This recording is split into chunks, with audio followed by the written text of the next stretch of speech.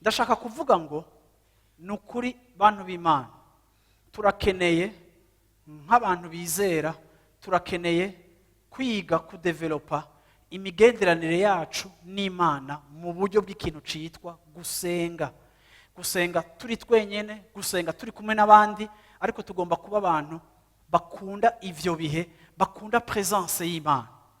Maria yakunda kubaho kwa Yesu, yakunda presence y'Imana. Marita agakunda gukorera Imana. Hari itandukaniro ryo gukunda kubaho kw'Imana no gukorera Imana.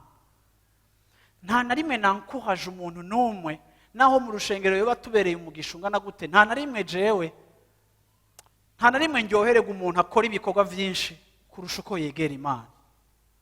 Kuko iyo ukunda gukora canke iyo ukora ibikorwa vyinshi vy'Imana ariko udafise igihe cawe cyo kuba muri presence y'Imana, hazogera igihe ivyo ukora ubikoreshwa na experience.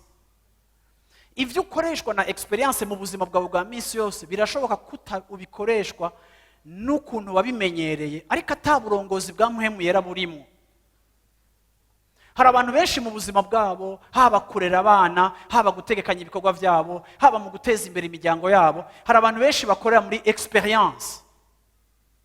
Ariko ndaje kubabwira yuko experience ntikemura ikibazo c'abansi bacu, ntikemura ikibazo ca Satani. Hari ahantu ushobora gukora ikintu umenyereye gukora, ariko nturoranigwe kuko uri kugikoreshwa no kukimenyera, nturi kuragikoreshwa no kuba inspiré na presence y'Imana ubamwo ikakubwira ubundi buryo ubikora butandukanye n'ico experience ikubwira, kuko experience ntihagije kugira ngo ivure umutima w'umuntu.